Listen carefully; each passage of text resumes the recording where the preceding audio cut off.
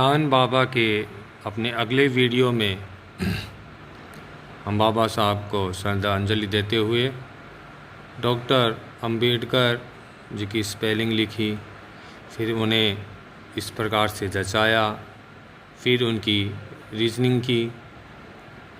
जैसे ए 1 पे आता है, एम 13 पे आता है, बी 2 पे आता है, ई 5 पे आता है।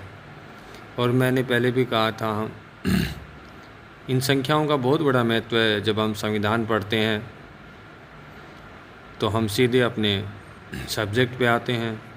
हम आज अंबेडकर साहब के अंतिम लेटर आर वाला अनुच्छेद 18 लेते हैं, जिसमें राज्य उपाधियों का अंत करेगा।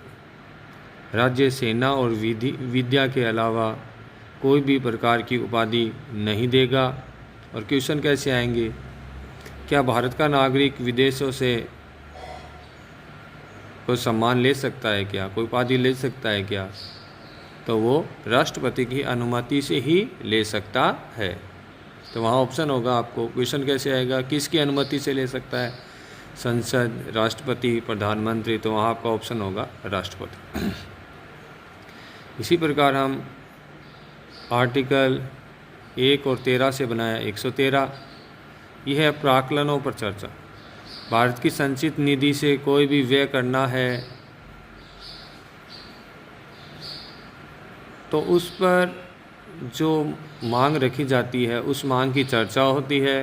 संसद में उस पर प्रश्न पूछे जा सकते हैं। उसके उचित और अनुचित होने पर भी प्रश्न चिन्ह लगाए जा सकते हैं। अनुदानों की मांग भी संविधान के आर्टिकल 113 में लिखी जाती है। क्वेश्चन कैसे आएंगे? प्राक्कलनों पर चर्चा और अनुदान की मांग संविधान के कौन से अनुच्छेद में है? 113। अब है अनुच्छेद 111 विधेयक अनुमति। कोई भी विधेयक तब ही कानून बनता है जब उस पर राष्ट्रपति के हस्ताक्षर हो। अब क्वेश्चन कैसे आएगा? क्या धन विधेयक राष्ट्रपति की अनुमति आवश्यकता है क्या? तो इसमें आप ध्यान रखना, धन विधेयक पर राष्ट्रपति को साइन करने ही पड़ते हैं। वो पुनः विचार के लिए लौटा नहीं सकता। क्वेश्चन बहुत बार आते हैं कि किसी भी विधेयक को अगर संसद पुनः विचार कर वापस राष्ट्रपति के पास भेजती है तो राष्ट्रपति को साइन करने ही पड़ते हैं। और ये भारतीय संविधान की बहुत बड़ी कमी है जो मेरे नज़रों में, और राष्ट्रपति को उस पर साइन करने ही पड़ते हैं। फिर है आर्टिकल 132 उच्चतम न्यायालय में अपील। कोई भी उच्च न्यायालय, चाहे वो फौजदारी मुकदमा हो, चाहे वो दीवानी मुकदमा हो, कोई भी व्यक्ति सुप्रीम कोर्ट में अपील कर सकता है मृत्युदंड के खिलाफ या किसी भी प्रकार की फैसले के खिलाफ हम अपील कर सकते हैं। अब है अनुच्छेद 254। ये बहुत बार क्वेश्चन आता है। इसका संबंध है केंद्र और राज्यों के बीच जो विवाद का सबसे बड़ा कारण है वो आर्टिकल 254 है। केंद्र कोई नियम बनाता है, राज्य उससे सहमत ना हो।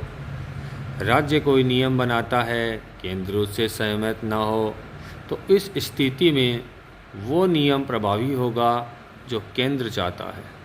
ये भी एक कमी है। केंद्र के द्वारा नियम ही लागू होंगे, चाहे वो पहले लागू हो चाहे बाद में बनाए।